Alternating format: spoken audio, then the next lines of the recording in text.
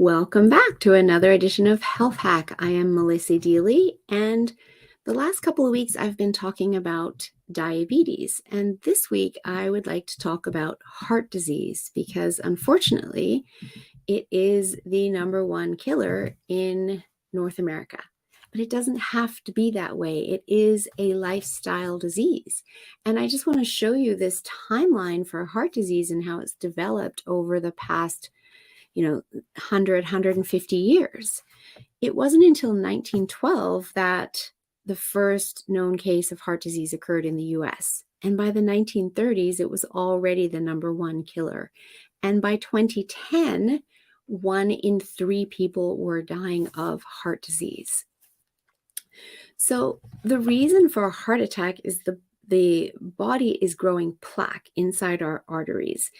And that plaque can then pop, and then that creates a clot, which then blocks the flow of blood, et cetera, and that is what triggers the heart attack.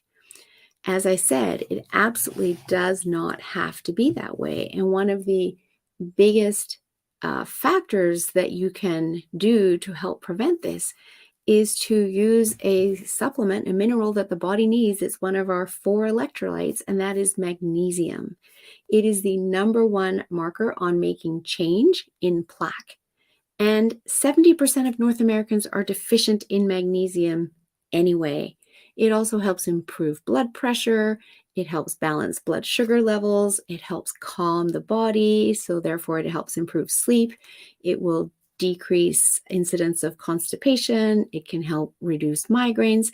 It has so many benefits. In fact, magnesium is needed in over 300 chemical interactions within our body.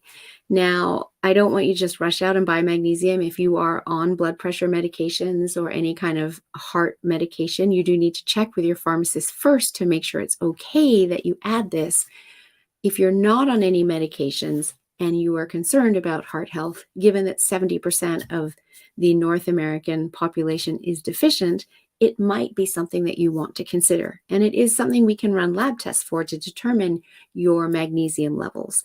And the levels of your electrolytes do impact your risk of heart disease. And your electrolytes are your calcium, magnesium, sodium, and potassium. And we can run all of those in one lab, plus additional minerals as well as heavy metals. And why do you get depleted in these? Well, the body needs them. And when you are under stress, the body is using more of them in order to help you cope with the stress that's going on in your life. But if you're not then able to replenish them through eating nutritious foods, etc., then over time you become more and more depleted. So that's just something for you to think about. The other thing that you might want to think about if you're at risk of heart disease or your doctors warned you that you need to start making some changes and you want to do things a natural way rather than being dependent on pharmaceutical drugs, the amount of fiber you get in your nutrition in any given day is really important for supporting heart health. And it's fiber through fruit and vegetables, not through white breads and even whole grains. It's getting 10 servings of delicious fruit and vegetables into your diet every single day is extremely beneficial when it comes to heart health. The other one is getting in healthy fats. And I've talked about this in other health hacks before, and that's your omega-3 levels. And you get healthy levels of omega-3 versus omega-6 by making sure that you are intaking good quality fats that are higher in omega-3s. So that's your wild fatty fish, salmon, sardines, anchovies, catfish, rockfish, and many more, oysters, etc., as well as things like almonds, pecans, hazelnuts, macadamia nuts, pistachios, walnuts are a good source of omega-3s and healthy fats, as well as olive oil, avocado oils, coconut oils as well.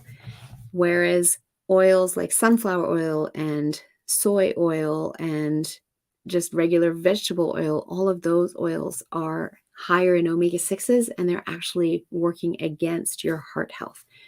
So just think about how many vegetables and fruits are you getting into your diet every day? Are you getting 10 servings?